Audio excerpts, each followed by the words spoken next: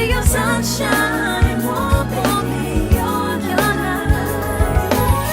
Be the change that you wanna see, the change that you wanna see.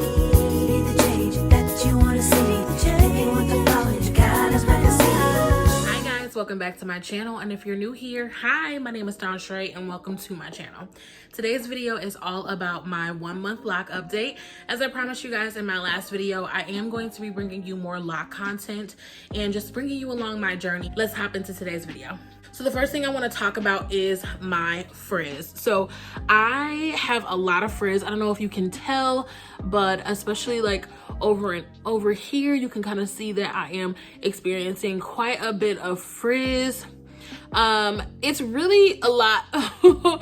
I won't say worse, but it's really a lot more frizz than you can really actually pick up on camera, especially like when it's laying down flat. But I will say that when I first started my loc journey last year, I was experiencing a lot of frizz and I hated it, okay? I was very insecure about the way that my hair looked because I was so used to my hair being neat, and it just looked really unkempt to me with the amount of frizz that I was experiencing. But I'm in a completely different space now in my life, and I'm honestly just enjoying the journey. I don't mind the frizz at all. I actually kind of like it, and I'm learning to just love myself and my hair regardless of what it's doing, because it's all just a part of the process. So I love that for me. Okay, the next thing is shrinkage. So I talked about this in my last video, but my hair is actually a little bit longer than what it appears, and that is normal. I mean, that's normal whether or not you're locked or you're just a loose natural. Your hair is going to experience shrinkage. That's actually a sign of healthy hair, so shrinkage is good. And then with the loc process, your hair is going to shrink first and then it's going to drop. So if you are interested in starting your loc journey or thinking about getting locks and your hair is long, just know that the length that your hair is now, it's not going to be that same length once you start your method, and whatever method you started with, your hair is going to shrink. Okay, so just keep that in mind. The next thing is dandruff. Y'all, I have never experienced dandruff like this in my entire life. And honestly, I attribute it to the fact that I was wearing braids for a couple of months in the spring and I wasn't really taking care of my hair the way I normally do. And so my scalp got really dry, and I'm really just reaping the consequences of not taking care of my hair during that time. But I've been working on my routine and getting my hair back into a moisturized and healthy state. So it's really been helping, but I'm still seeing that the flakes are there, but y'all, I'm working on it, okay? The next thing is itching. You guys, I have not been able to keep my hands out of my hair the past couple of weeks. It's starting to get better, like I said, since I'm doing my routine, but honestly, it was unbearable at some points. Like I felt like all I was doing was scratching, and that is something that a lot of people told me about the last time I started my journey, and I didn't actually experience any itching at all for those 7 months that I was locked. But y'all, this time, child, and like I said, I'm pretty sure it's because I wasn't taking care of my scalp, but the itching was insane.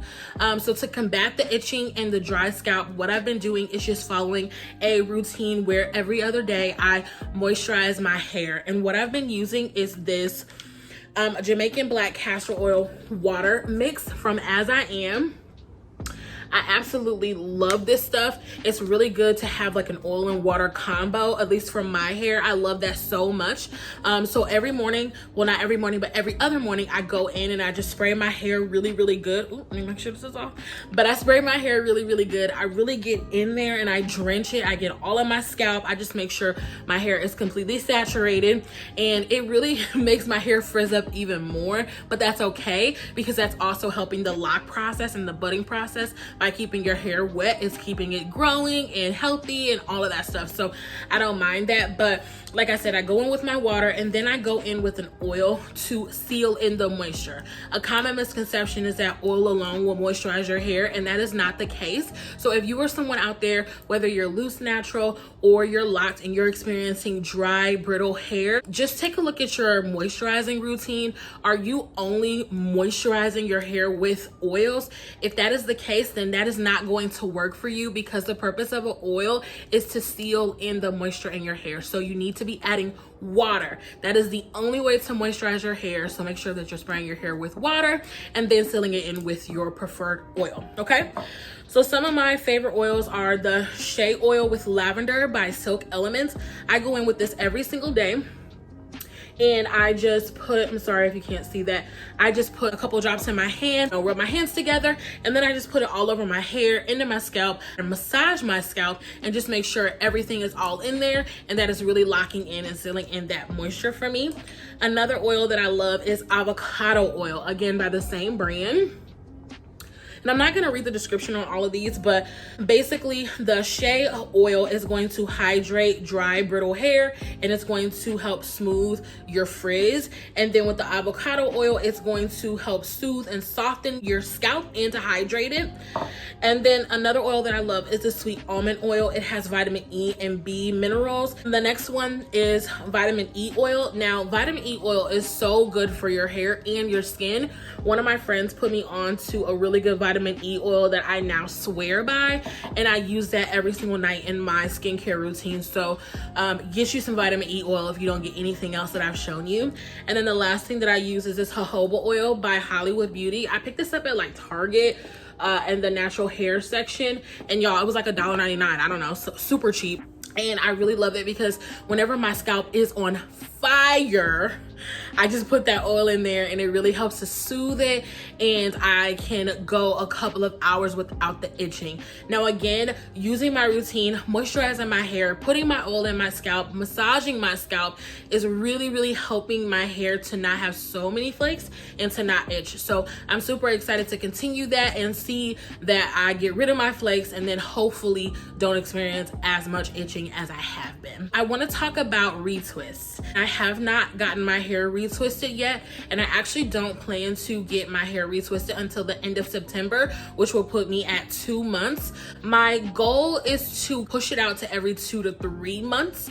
I know that a lot of people like to retwist their hair more often because they prefer to have their hair neat. I really want to focus on the health of my hair, and that means I don't want to put a lot of tension on my roots because I don't want to have very thin, brittle locks that are gonna break. You know, it's just not worth it for me, like just to have a neat look. So I'm gonna allow the new growth to do what it do, and I plan to just retwist my hair every 2 to 3 months and see how that goes. Now, let me say this. I reserve the right to change my mind. If at some point I decide that I want to go every 4 weeks, that is my business. Don't worry about that, okay? But for right now, I am thinking that I'm going to stick to about the 2 to 3 month mark, okay? So yeah, that's what I'm planning on doing. And then as far as hairstyling, this is the first time that I've actually styled my hair. And I just did this to go out to dinner with my mom because I was tired of it just kind of laying. I wanted to do something different. I just put it up like this, and then it's kind of down in the back. My twists really do their own thing, like they stick up.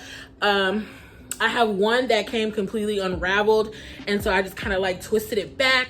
So I'm excited to actually get that one retwisted so it can stay in its actual pattern that it's supposed to be in, because child, I don't know what it's doing back there, but it ain't what it's supposed to be doing, okay? But other than that, I really just leave my hair alone. Like, I don't touch it. Besides my routine, I just shake it, and all I do is go to sleep with a satin bonnet and or a satin scarf, but I never go to bed without one of those two things. I do have a satin pillowcase, but that's really just a backup, but I never ever go to sleep without my hair being wrapped. And that is pretty much it for my hair. I'm excited to start to see some budding, which is just kind of where your hair thickens up and it starts to kind of get that lock pattern or matting look to it. I cannot wait for that. If I'm not mistaken, I believe like that kind of happened for me around the 2 to 3 month mark. So I'm excited to see that happen, to just kind of really see that my hair is changing, because right now it just looks the same. But I'm okay with that. Like I said, I'm trusting the process. I'm excited to see what it's gonna be, and honey, I am locked in, okay? So give me a thumbs up if you like this video. Let me know what questions you have for me about my hair journey. Let me know if you've ever considered getting locks, if you know someone who has locks, if you've ever had locks.